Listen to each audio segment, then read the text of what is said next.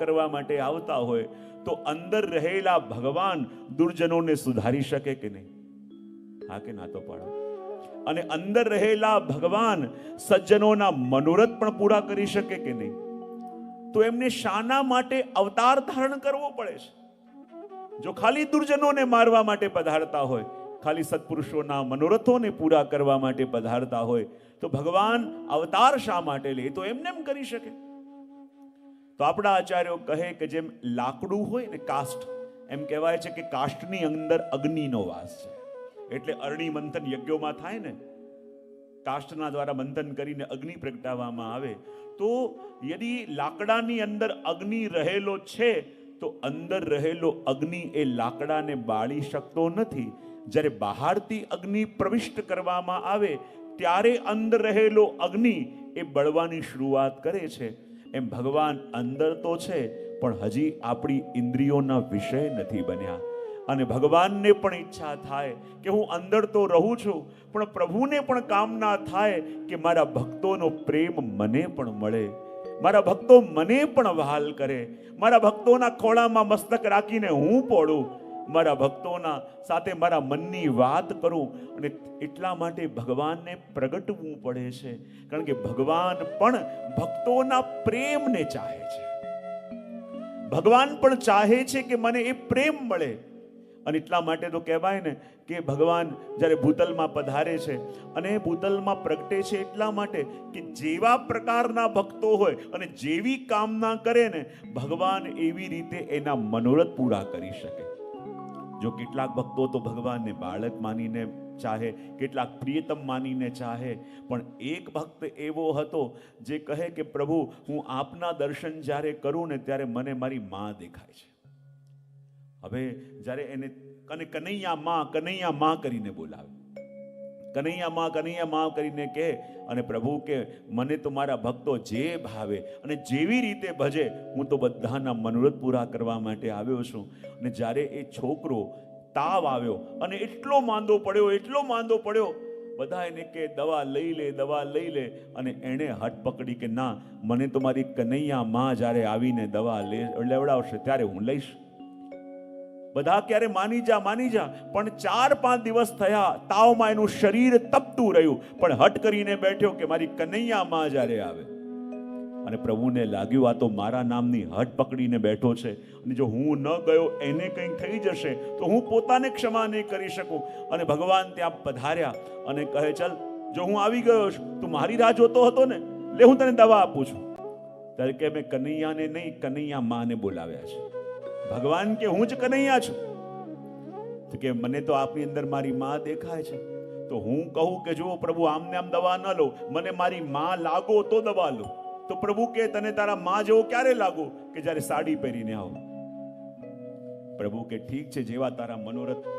ભગવાન સાડી ધરીને આવ્યા અને કહે, હવે તો તને કનૈયા માં લાગુ છું ને. જે મારા ભક્તો જેવી રીતે મને ચાહે એવી રીતે હું એમને ચાહું છું, હવે તો દવા લઈ લે.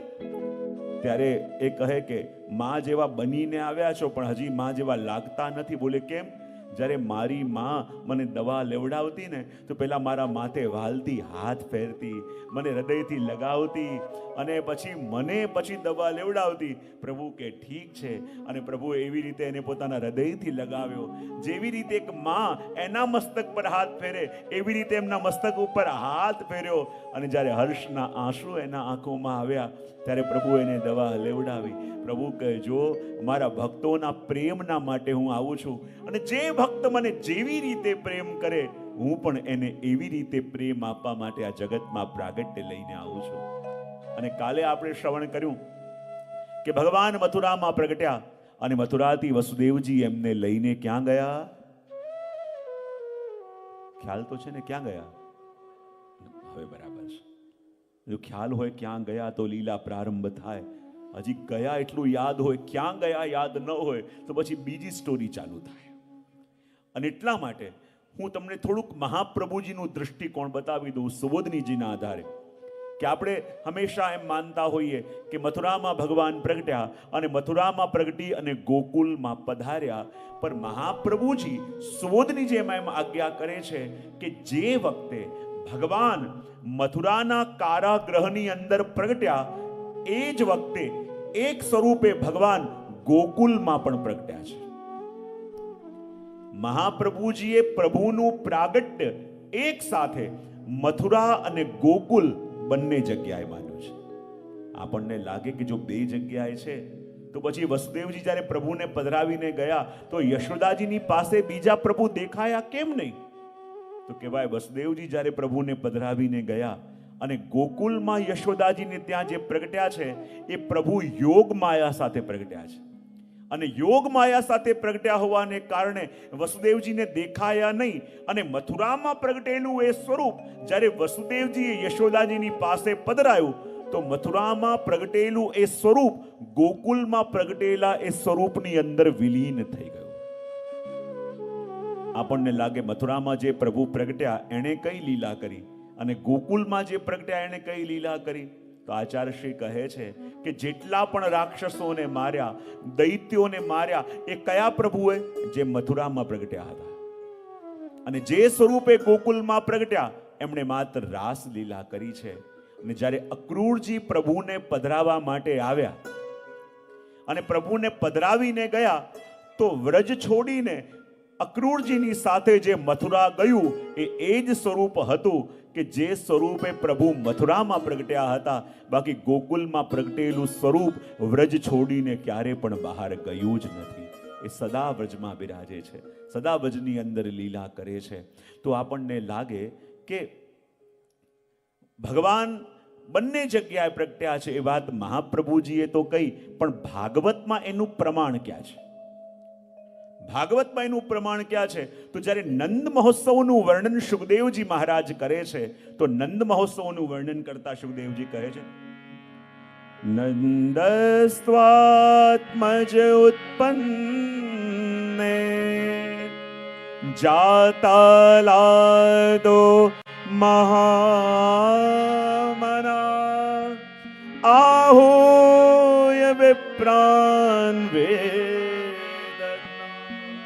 સ્નાત શુચિરલંકૃત.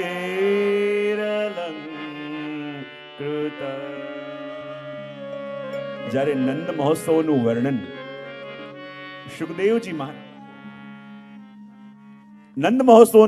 સુખદેવજી મહારાજ કરે છે તો શું કહ્યું? નંદસ્ત્વાત્મજ ઉત્પન્ન, કે નંદરાયજીને ઘેર એમના આત્મજનો જન્મ થયો અને નંદરાયજીએ નંદ મહોત્સવ ઉજવ્યો. હવે મને બતાવો, આત્મજ કોને કહેવાય? હા, સંસ્કૃતમાં આત્મજ કોને કહેવાય? આત્મજ એટલે શું? આત્મજ એટલે પોતાનો જ પુત્ર હોય ને એને આત્મજ કહેવાય. હવે જો સુખદેવજી વર્ણન કરે છે કે નંદરાયજીને ઘેર એમના આત્મજનો જન્મ થયો અને નંદરાયજી નંદ મહોત્સવ ઉજવ્યો. હવે નંદરાયજીને ખબર કદાચ ન હોય કે આ મારો પુત્ર નહીં, આ તો મથુરાથી પધરાવેલો છે, પણ સુખદેવજીને તો ખબર હોય ને.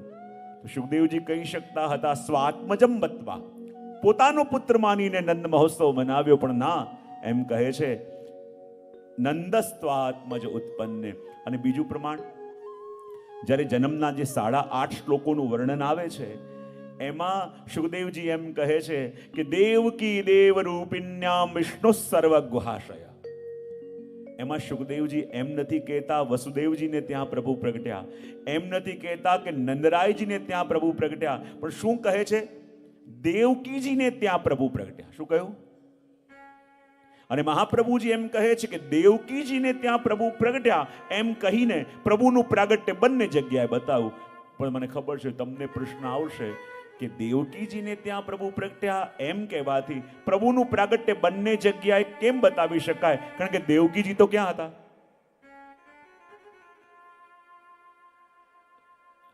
ક્યાં હતા?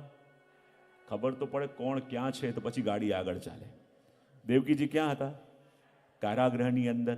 તો આપણને લાગે આચાર્યચરણ કહે છે કે દેવકીજીને ત્યાં પ્રભુ પ્રગટ્યા એમ કહ્યું, ન યશોદાજીને ત્યાં, ન નંદબાબાને ત્યાં, ન વસુદેવજીને ત્યાં, દેવકીજીને ત્યાં પ્રભુ પ્રગટ્યા એમ કહીને પ્રભુનું પ્રાગટ્ય બંને જગ્યાએ બતાવ્યું. તમને એવું લાગે દેવકીજી તો મથુરામાં છે તો એમને ત્યાં પ્રભુ પ્રગટીને બંને જગ્યાએ કેવી રીતે બતાવાય? તો એના માટે આપણે જોવું પડશે હરિવંશ પુરાણ. અને હરિવંશ પુરાણમાં વર્ણન આવે છે દ્વૈ નામની નંદ ભાર્યા યશોદા દેવકી ચ. હરિવંશ પુરાણમાં એવું વર્ણન આવે છે કે યશોદા મૈયાને પણ 2 નામ હતા. કેટલા નામ હતા? દ્વૈ નામની નંદ ભાર્યા. યશોદા મૈયાના 2 નામ હતા. એક એમનું નામ હતું યશોદા અને એમનું બીજું નામ હતું દેવકી. દ્વૈ નામની નંદ ભાર્યા યશોદા દેવકી ચ. અને સમાન નામ હોવાને કારણે બંનેમાં પ્રીતિ હતી. તો બતાવ, હવે યશોદાજીનું પણ નામ દેવકી હોય, જો કદાચ એમ કીધું હોત કે નંદરાયજીને ત્યાં પ્રભુ પ્રગટ્યા તો માનવું પડત કે ગોકુલમાં પ્રગટ્યા છે. એમ કહ્યું હોત કે વસુદેવજીને ત્યાં પ્રગટ્યા તો માનવું પડત કે મથુરામાં પ્રગટ્યા છે. પણ કહ્યું દેવકીજીને ત્યાં પ્રભુ પ્રગટ્યા. હવે દેવકીજી ક્યાં છે?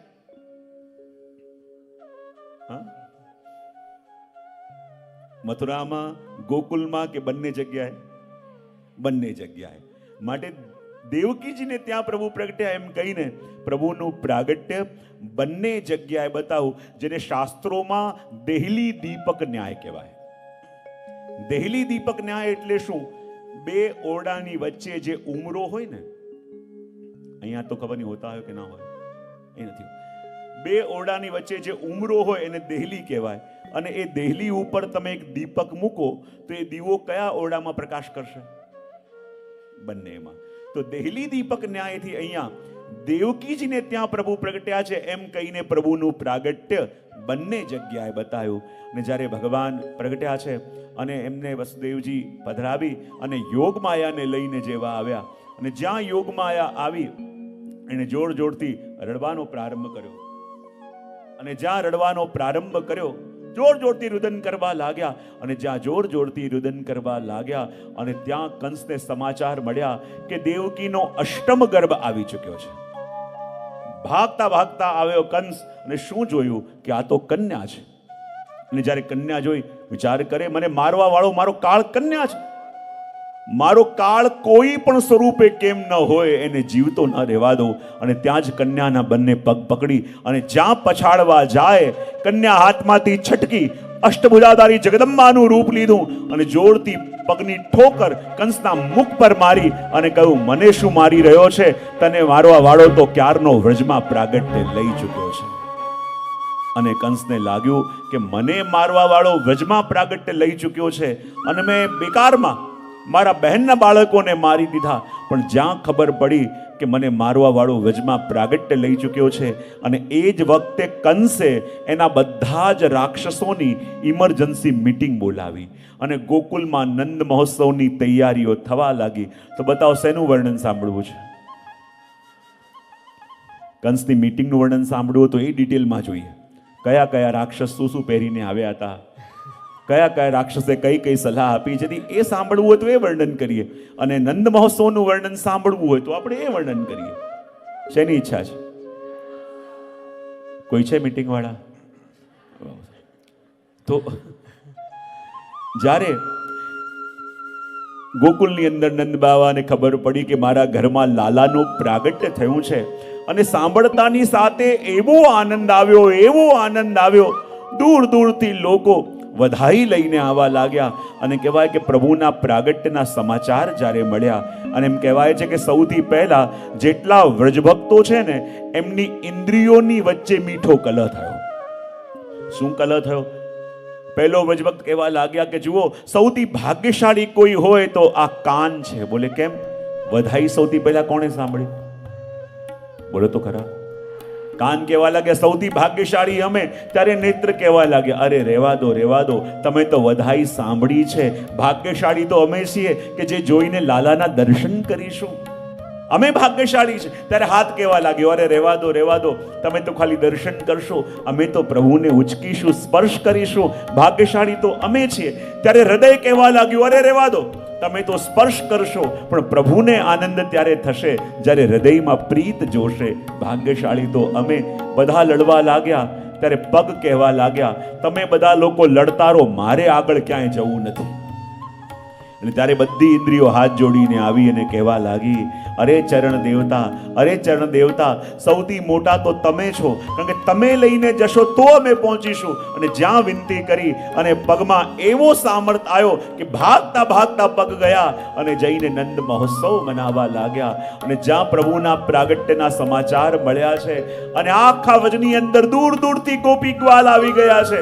અને જેને જેને સમાચાર મળ્યા નથી એને જોર જોરથી અવાજ કરીને સમાચાર આપી રહ્યા છે.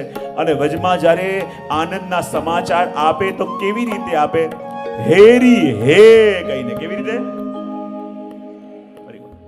અને જ્યારે સમાચાર આપે છે અને જેને જેને સંભળાયું હોય, જે સાંભળે ભાગતા ભાગતા આવે છે. પણ જુઓ, તમારે નંદ મહોત્સવમાં જોડાવું છે કે ખાલી શ્રવણ કરવું છે? તો જ્યારે જ્યારે અહીંયાથી હેરી હે બોલાય, તમારે બધાએ હાથ ઉપર કરીને બોલવાનું, ભૈયા હો. ટ્રાયલ કરી લે એકવાર. હેરી હે ભૈયા. ફરી એકવાર. હેરી હે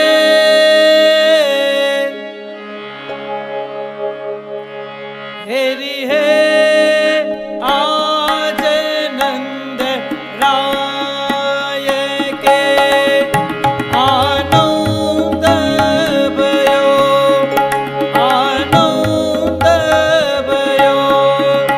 હેરી હે આજ નંદ રાય કે આનંદ ભયો.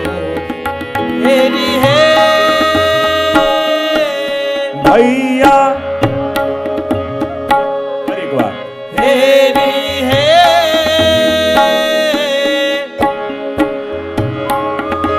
આજ નંદ રાય કે આનંદ ભયો, આનંદ ભયો. હેરી હે આજ નંદ રાય કે આનંદ ભયો. દૂર દૂરથી ગોપી ગ્વાલો જ્યાં જ્યાં સમાચાર મળે, નવા નવા વસ્ત્ર, નવા નવા શૃંગાર, સુંદર સજ્જ થઈને પ્રભુના દર્શન કરવા માટે દોડી રહ્યા છે. અને જેમ જેમ આ વધાઈ લોકોને મળી રહી છે, અને અહીંયા પરમાનંદાસજી વર્ણન કરતા કહે છે, નાચત ગોપી કરત ગુલાલ, મંગલ ચાર થયો.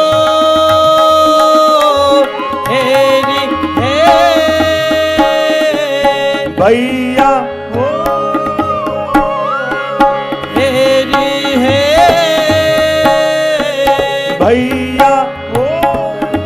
આજ નંદ રાય કે આનંદ ભયો, આનંદ ભયો. હેરી હે આજ નંદ રાય કે આનંદ ભયો. અને જ્યાં પ્રભુના પ્રાગટ્યના સમાચાર મળ્યા, દૂર દૂરથી ગોપીઓ, દૂર દૂરથી ગોપ આવી રહ્યા છે. અને પરમાનંદજી વર્ણન કરે છે કે જ્યારે એક એક ઘરમાં જ્યારે ગોપીઓને આ સમાચાર મળ્યા કે અમારા પ્રભુ પ્રગટ્યા છે, અને આપણા ભગવદીઓ અદ્ભુત વર્ણન કરે છે કે જ્યારે ગોપીઓને સમાચાર મળ્યા કે પ્રભુ પ્રગટ્યા છે, સુંદર રંગબેરંગી વસ્ત્રો ધારણ કર્યા, અને એક ગોપી મસ્તક ઉપર સુંદર કુમકુમની બિંદી કરે છે.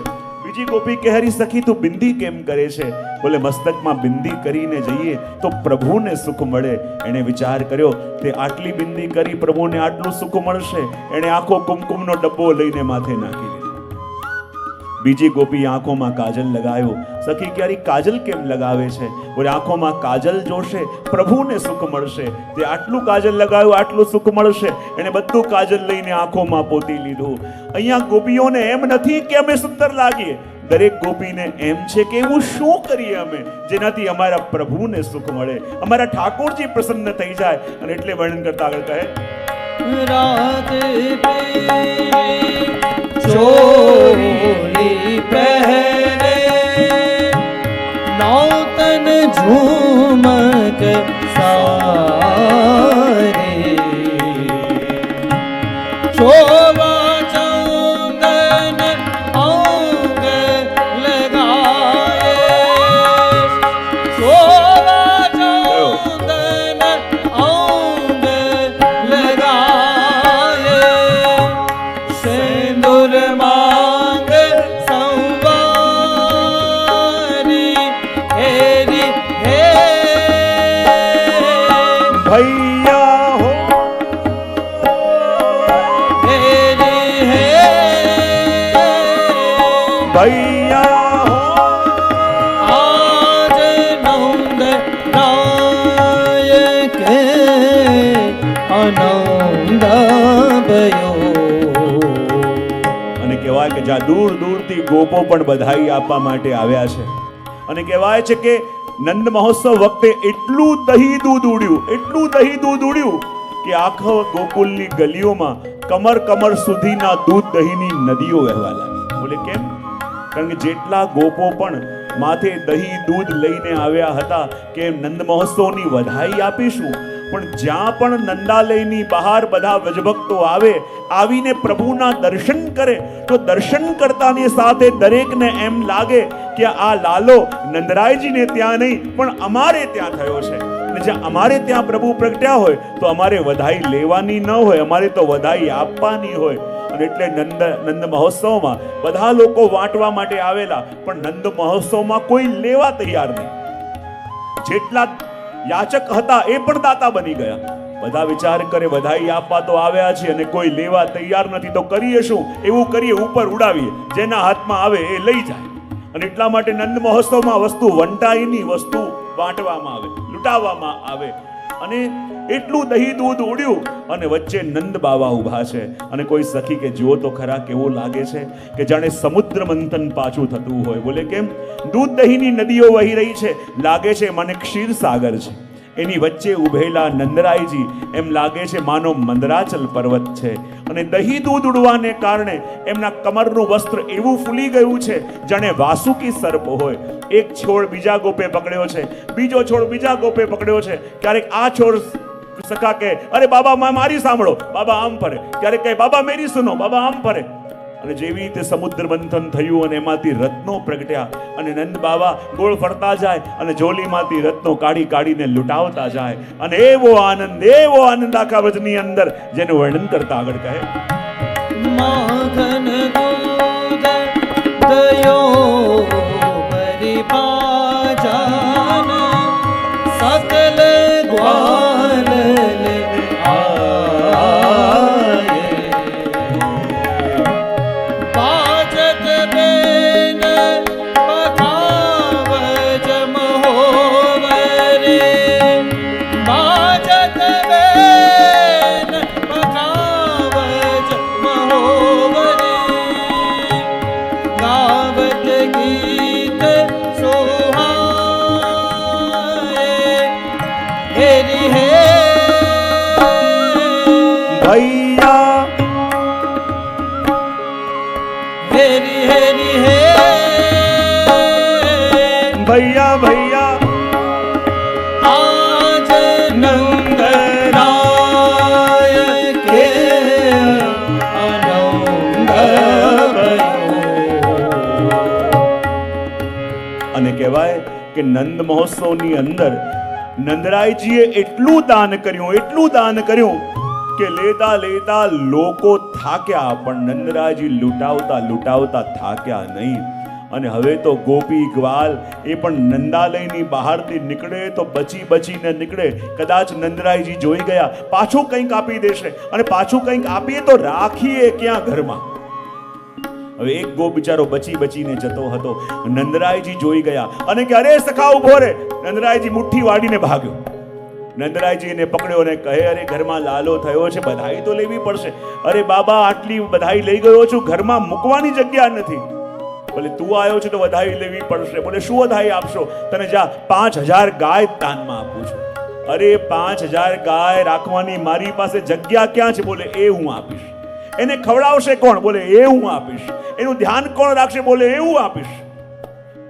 અરે આ ન લઈ શકાય. બોલે આપી દીધી તને. પેલો ગોપ ચાલતો ચાલતો એના ઘરે આવ્યો. એની પત્ની કહે, અરે તમે કંઈક સાંભળ્યું છે? બોલે, શું? નંદરાયજીના ઘરમાં લાલાનું પ્રાગટ્ય થયું છે, તો ચાલો આપણે વધાઈ લઈને આવીએ. બોલે, હું વધાઈ લઈને જ આવી રહ્યો છું. તો પેલી સખી એનો ઝોલો જોવા લાગી કે ક્યાં છે વધાઈ. બોલે, એવી વધાઈ મળી છે જે આ ઝોલામાં આવે એવી નથી. બોલે, શું વધાઈ લઈને આવ્યા? બોલે, નંદરાયજી પ્રસન્ન થઈને મને 5000 ગાય દાનમાં આપી છે. અને પેલી સખી જોવા લાગી, 5000 ગાય, એને કોણ ધ્યાન રાખશે? એને કોણ ખવડાવશે? કોણ એને નવડાવશે? કોણ એનું ધ્યાન રાખશે? હમણાં ને હમણાં આપીને આવો. સખા ક્યારે એટલા પ્રેમથી આપી છે, એટલા ભાવથી આપી છે, પાછું આપવા જવું કેટલું ખરાબ લાગે. બોલે, હું કઈ સાંભળવા તૈયાર નથી, હમણાં ને હમણાં જાઓ, પાછું આપીને આવો. અરે બાબાએ કહ્યું છે બધી વ્યવસ્થા બાબા કરશે. બોલે, હું કઈ ના જાણું, હમણાં ને હમણાં પાછું આપીને આવો. પેલો સખા વિચાર કરે, નંદ બાબાએ પ્રેમથી આપ્યું છે, પાછું આપવા જવું કેવું લાગશે, અને આ માનવા તૈયાર નથી તો કરું શું કે આ માને? ત્યાં એને યુક્તિ કરી અને કહું, જો નંદ બાબા જ્યારે 5000 ગાય દાન આપવા ગયા, મેં તો ચોખ્ખી ના પાડી દીધી કે મારે ઘરમાં વ્યવસ્થા નથી, હું ન લઉં. તો પછી લઈને કેમ આવ્યા? બોલે, એક વિચાર મને આવ્યો ને એટલે લઈને આવ્યો. સખી કે, શું વિચાર આવ્યો? બોલે, વિચાર મને એ આવ્યો કે નંદ બાબા 5000 ગાય દાનમાં આપે છે ને, તેવું કરીશું, એમાંથી 2500 ગાય તારા જીજાજીને ત્યાં અને 2500 તારા ભાઈને ત્યાં મોકલીએ છે. અને પેટલી એટલી રાજી થઈ ગઈ, હજી મળતી હો તો હજી એક આંટો માર્યા. અને એવો આનંદ થઈ રહ્યો છે, બધા લોકો ઉત્સવ મનાવી રહ્યા છે. અને આગળ વર્ણન કરતા કહે, હરદ ધૂપ અક્ષત દધિ કુમા કુમા આંગન બાડી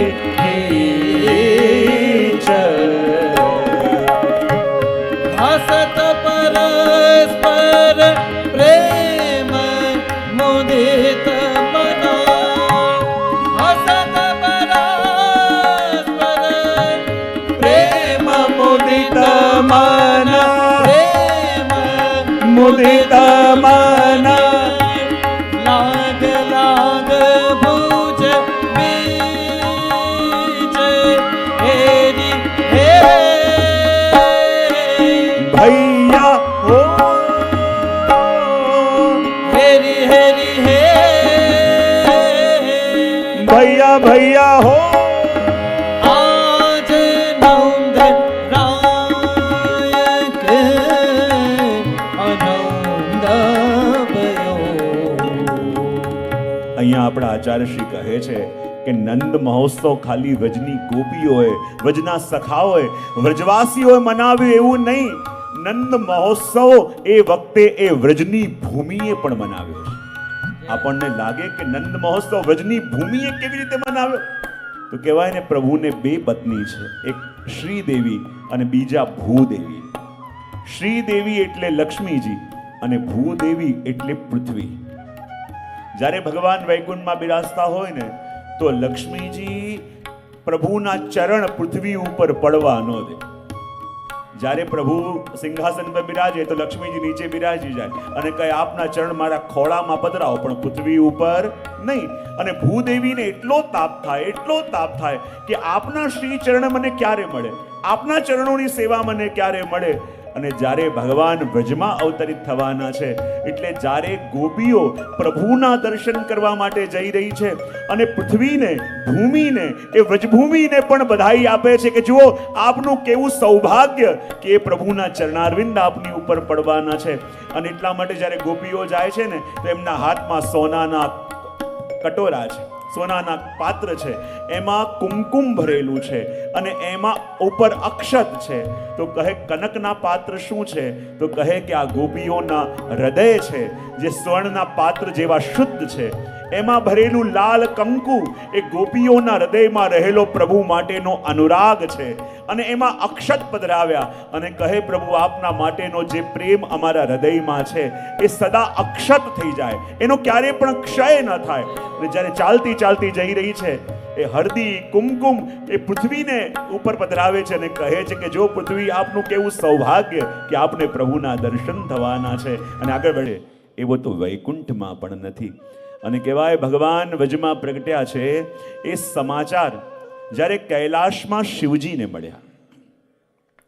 શિવજી પણ આતુર થયા પ્રભુના દર્શન કરવા માટે.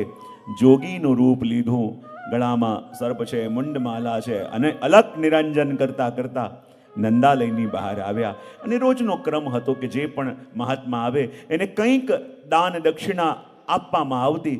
અને જ્યારે રોહિણીજી શિવજીને કંઈક આપવા માટે ગયા, એમણે કહ્યું, હું તો હઠયોગી છું, બહુ દૂરથી આવ્યો છું, તમારા લાલાના દર્શન કરવા આવ્યો છું, અને મને લાલાના દર્શન સિવાય કાંઈ જોઈતું નથી. રોહિણીજી ગયા મૈયાને કે મૈયા, બહાર કોઈ બાબા આવ્યા છે અને હઠ કરી રહ્યા છે કે મારે બીજું કાંઈ ના જોઈએ, મારે તો લાલાના દર્શન કરવા છે. અચ્છા, કેવા લાગે છે? બોલે, ગળામાં સર્પ છે, મુંડોની માલા છે, ભભૂતિ છે. મૈયા કે તો મારો લાલો ડરી જશે, એમને કહી દો કે હું લઈને નહીં આવું. રોહિણીજી કહેવા ગયા કે બાબા, મૈયા તો લાવવાની ના પાડે છે. બાબા કહે, મને જરાય ઉતાવળ નથી, હું તો નક્કી કરીને આવ્યો છું કે લાલાના દર્શન કર્યા વિના જવું નથી, અને જ્યારે મોટો થશે તો રમવા માટે બહાર તો નીકળશે, ત્યારે દર્શન કરીને જઈશ. રોહિણીજી આવ્યા અને કહે, બાબા, મૈયા કહી રહ્યા છે, બાબા કહી રહ્યા છે કે એમને ઉતાવળ નથી, મોટો થશે, બહાર રમવા જશે, ત્યારે દર્શન કરીને જશે. મૈયા કહે, બાબાને કહી દો રમવા માટે સખાઓને ઘરે બોલાવીશ, પણ આને બહાર નહીં કાઢો. મૈયા રોહિણીજી પાછા ગયા બાબા પાસે ને કહે, બાબા, મૈયા પણ માનતી નથી, એ કહે છે કે સખાઓને ઘરે રમવા બોલાવીશ, આને બહાર નહીં કાઢો. ત્યારે બાબા કહે, મને જરા ઉતાવળ નથી, અને હું હઠ લઈને આવ્યો છું કે દર્શન કર્યા વિના જવાનો નથી. મોટો થશે તો પાઠશાલામાં તો ભણવા જશે, પણ ત્યારે દર્શન કરીને જઈશ. રોહિણીજી આવ્યા, મૈયા બાબા તો કહે છે મોટો થશે, પાઠશાલાએ ભણવા જશે, ત્યારે દર્શન કરીને જઈશ. મૈયા કે બાબાને કહી દો કે ભણાવવા માટે ટીચરને ઘરે બોલાવીશ, પણ આને બહાર કાઢીશ. પાછા બાબા પાસે આવ્યા અને કહે, મૈયા તો કહે છે કે ભણવા માટે શિક્ષકને ઘરે બોલાવશે, એમને બહાર નહીં કાઢે. શિવજી કે મને જરાય ઉતાવળ નથી, મોટો થશે તો પરણાવશે તો ખરા ને, જ્યારે વરઘોડો નીકળશે ત્યારે દર્શન કરીને જઈશ. રોહિણીજી ગયા મૈયા પાસે કે બાબા પણ હઠ કરે છે અને કહે છે કે મોટો થશે તો પરણાવશો તો ખરા ને, અને જ્યારે વરઘોડો નીકળશે ત્યારે દર્શન કરીને જઈશ. મૈયા કે બાબાને કહી દો આખી જિંદગી કુંવારો રાખીશ, પણ બહાર નહીં કાઢો. અરે બંને વચ્ચે રગઝગ ચાલે છે, અને પ્રભુ સમજી ગયા કે શિવજી દર્શન કરવા માટે આવ્યા છે, અને મૈયા એમને મને લઈને જતી નથી. અને પ્રભુએ પણ એવી લીલા કરી કે જોર જોરથી રુદન કરવા લાગ્યા. અને જ્યાં જોર જોરથી રુદન કરવા લાગ્યા, મૈયાને લાગ્યું હમણાં તો રમતો હતો, અચાનક શું થઈ ગયું? ત્યારે રોહિણીજીએ કહ્યું, કેટલા લોકો દૂર દૂરથી દર્શન કરવા આવે છે, લાગે છે કોઈની નજર લાગી ગઈ હશે, અને એટલે આટલું રડી રહ્યો છે. ત્યારે રોહિણીજી કે મૈયા, જો નજર લાગી હોય તો બહાર જે બાબા આવ્યા છે લાગે છે બહુ પહોંચેલા, કહેતા હો તો એમની પાસે આપણે નજર ઉતરાવી લઈએ. મૈયાને લાગ્યું ઠીક છે, પ્રયત્ન કરીએ. અને જ્યાં પ્રભુને લઈને બહાર આવ્યા, પ્રભુની દૃષ્ટિ પડી શિવજી ઉપર, અને જ્યાં શિવજીની દૃષ્ટિ પડી પ્રભુ ઉપર, અને પ્રભુ મંદ મંદ સ્મિત કરવા લાગ્યા. અને જ્યાં પ્રભુ મંદ મંદ સ્મિત કરે, અને મૈયા કહેવા લાગી, જુઓ તો ખરા, મારો લાલો હસવા લાગ્યો, આ બાબા તો બહુ પહોંચેલા લાગે છે, કે જેને જોતાની સાથે મારો લાલો ચૂપ થઈ ગયો, જેને જોઈને મારો લાલો હસવા લાગ્યો. અને પાસે આવીને કહે કે લાલા, બાબા તો બહુ પહોંચેલા લાગે છે, કે બાબા કૃપા કરીને બતાવો, મારે થોડું પૂછવું છે, કૃપા કરીને બતાવશો? શિવજી કે એમને એમ ન કહું, મારા હાથમાં આપો તો હું બતાવું. મૈયા કે બાબા, આપના ગળામાં સર્પ છે, મારો લાલો ડરી જશે. શિવજી મનમાં મનમાં કહે, મૈયા, મારા તો ગળામાં સર્પ છે, પણ તારો લાલો તો શેષ શૈયામાં સુવા વાળો છે. શાંતાકારમ ભુજગ શયનમ, એને જેની બીક હોય. પણ જ્યારે મૈયાએ ડરતા ડરતા પ્રભુને શિવજીના હાથમાં આપ્યા, અને જ્યાં શિવજીએ પ્રભુને હસ્તમાં લીધા, ભાવ સમાધિ લાગી ગઈ, આંખોમાંથી પ્રેમાશ્રુ આવવા લાગ્યા. અને ત્યારે મૈયાએ પૂછ્યું, બાબા, ઘણા બધા લોકો કહે છે કે મારા લાલાની ઉપર કોઈ અલાબલા કોઈ વિપત્તિ તો નહીં આવે ને? શિવજી કે મૈયા, જેનાથી ભય પણ ભયભીત થાય એને વળી કોનો ભય, એને કોઈ ચિંતા નથી. અને ત્યારે ડરતા ડરતા મૈયાએ એક વાત શિવજીને પૂછી લીધી. બાબા, એક વાત પૂછું, મારા મનમાં બહુ સંશય છે. શિવજી કે પૂછો. બોલે, જ્યારથી મારો લાલાનો જન્મ થયો ને, કેટલીક ગોપીઓ આવી આવી મને તાના મારે છે કે તારો લાલો બહુ સાવરો છે, તો કોઈ એને કન્યા પરણાવશે નહીં, તો કૃપા કરીને બતાવો, મારા લાલાના લગ્ન થશે કે કેમ? શિવજી મૌન થઈ ગયા. બોલે, કેમ? જો આ સાસુમાને ખબર પડશે કે એક નહીં 16,000 આવવાની છે, શું દશા થશે? જે આજના જમાનામાં એક બરાબર સચવાય નહીં, ત્યાં 16,000 ની ખબર પડે, શું દશા થાય? પણ એમ કરતા કરતા જ્યાં દિવસો વીતી રહ્યા છે અને અચાનક નંદ બાબાને યાદ આવ્યું કે અરે કંસને વાર્ષિક કર આપવાનો સમય થયો છે અને હું નંદ મહોત્સવની અંદર રહીને જઈ ન શક્યો. અને એ જ વખતે જ્યારે કંસને ખબર પડી છે કે મને મારવા વાળો મારો કાળ વ્રજની અંદર પ્રાગટ્ય લઈ ચૂક્યો છે, અને એણે બાલ ઘાતીની પૂતનાને બોલાવી. અને આ પૂતના કોણ છે? મહાપ્રભુજી કહે, પૂતના તો અવિદ્યા નષ્ટા ગંધમાત્ર વશેષિતા. પંચ પર્વ અવિદ્યા, અજ્ઞાન, એને કહેવાય પૂતના. અને એના 5 પર્વ છે: પ્રાણાધ્યાસ, ઇન્દ્રિયાધ્યાસ, દેહ અધ્યાસ, અંતઃકરણાધ્યાસ, સ્વરૂપ વિસ્મૃતિ. આ 5 અધ્યાસ વાળી પૂતના. અને પૂતના કોને કહેવાય? પૂતાનયતિ આસાભિ પૂતના. પૂતના કોને કહેવાય? પૂતનો એક અર્થ થાય બાળક, અને બાળકોને જે ઉપાડીને લઈ જાય એનું નામ પૂતના. અને પૂતનો એક અર્થ થાય મનમાં આવેલા સારા વિચાર, અને મનમાં આવેલા સારા વિચારને પણ જે લઈ જાય એને પૂતના કહેવાય. જો વજમાં તો એકવાર આવી હતી, પણ જ્યારે આપણે પ્રભુની સેવા કરતા હોઈએ અને ફોનની ઘંટી વાગે, સમજી લેવાનો મનમાં આવેલા સારા વિચારોને ખેંચીને લઈ જાય, એને કહેવાય પૂતના. અને એટલા માટે આ પૂતનાને મોકલી અને કહું, જાઓ 6 મહિના સુધીના જેટલા પણ બાળકો વ્રજમાં હોય એ દરેકને સમાપ્ત કરી દો. અને પૂતના એ વ્રજના બાળકોને મારવા માટે વ્રજમાં આવી રહી છે. હવે એક વસ્તુ બહુ ધ્યાનથી સાંભળજો, જે મહાપ્રભુજી આપણને સમજાવે છે કે પ્રભુ પ્રગટ્યા છે તો પ્રભુ ક્યાં બિરાજે છે? બોલે ગોકુલમાં. ક્યાં? જરા ભાવથી બોલો તો ખરા. અને ગોકુલ એટલે શું? ગો એટલે ઇન્દ્રિયો, અને ઇન્દ્રિયોનો સમૂહ ગોકુલ એટલે આપણું હૃદય. ભગવાન ક્યાં પધાર્યા છે? હૃદય. અને જ્યારે જ્યારે પણ આપણા હૃદયની અંદર ભગવાન પધારે ત્યારે ત્યારે પૂતના આવે છે આપણા હૃદયની અંદર પ્રગટેલા પ્રભુને આપણાથી દૂર લઈ જવા માટે. પણ મહાપ્રભુજી સુબોધનીજીમાં આજ્ઞા કરે છે કે અવિદ્યા રૂપી પૂતના હૃદય રૂપી ગોકુળમાં ક્યારે આવી શકે? તો મહાપ્રભુજી કહે, જ્યાં સુધી નંદ બાવા ગોકુળમાં હોય પૂતના આવી શકતી નથી. ગાયો ગોકુળમાં છે ત્યાં સુધી પૂતના આવી શકતી નથી. અવિદ્યા રૂપી પૂતના આપણા હૃદય રૂપી ગોકુળમાં ક્યારે આવી શકે? કે જ્યારે નંદ બાવા પણ ગોકુળમાં ન હોય અને ગાયો પણ ગોકુળમાં ન હોય.